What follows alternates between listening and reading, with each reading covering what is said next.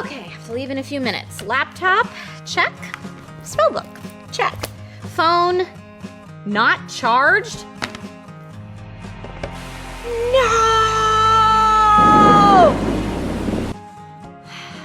If this seems all too familiar, hold on to your butts and I'll have you fast charge ready in no time. This is DIY in 5.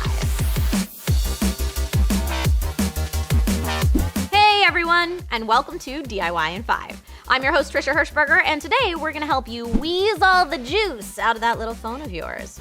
Encino Man? No? Okay, moving on. Whether you forgot to plug it in or placed it on the wireless charger ever so slightly incorrectly, a smartphone with no power can start your day off in the sour of sourest moods. Luckily, fast charge battery tech is a thing that exists if you know how to make use of it. And if you find any of today's video useful, please go ahead and subscribe so that you don't miss out on any future tech tips. Whether you're an iFriend or Android, there's a few universal truths to quick charging. The first thing is, when in doubt, use a wall plug. Wall plugs generally have higher wattage and amp outputs, which can get you going faster. It might be easier to plug into a laptop or power bank, but those simply don't charge as fast as the wall could. Second, you might need to buy a plug that supports the higher power output, but if you're constantly low on the juice, it might be worth it. There are also some Android phones with proprietary charging tech like Quick Charge, Warp Charge, Supercharge, Turbo Power, etc., but the specific name is based on your phone's maker and all boil down to semantics. Samsung, Huawei, OnePlus, Motorola, and others all have fast charging options. But to get the best performance out of any of them, you need to make sure the phone, charger, and cable all support the same spec and are from the same company.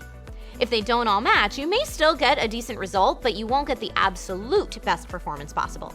Now, for our iFriends, the good news is the options are easier. Apple only offers a USB-C to Lightning cable that works to charge newer iPhones faster. It's nowhere near as fast as some of the Android options, but it's still much better than the cable that came in the box. And yes, of course, you have to pay extra for that cable. Pro tip, there's a quick software trick that you can do to speed things up as well. Enable airplane mode. The less you're asking the phone to do while you're charging, the faster your battery will go up. It's that simple. For even better results, just power it off. Love them or hate them, cables can make a difference while charging. I know we talked about matching cable standards before, but even if you don't have some quick charging tech, note that a cheap cable can slow things down tremendously.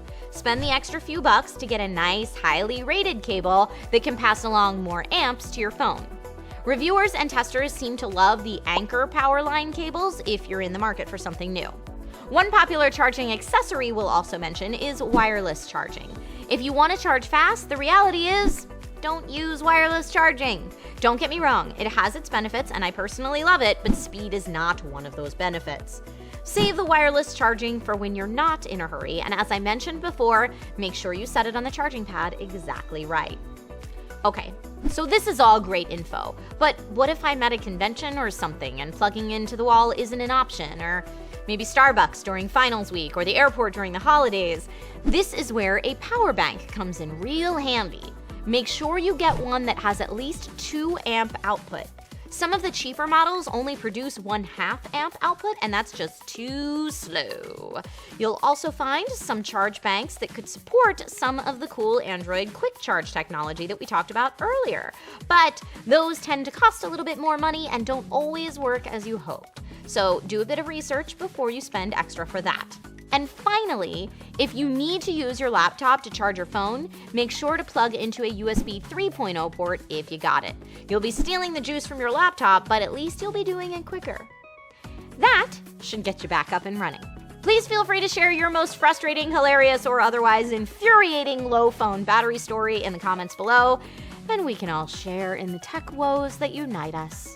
Until next time, I'm Trisha Hirschberger, and you're watching DIY in 5.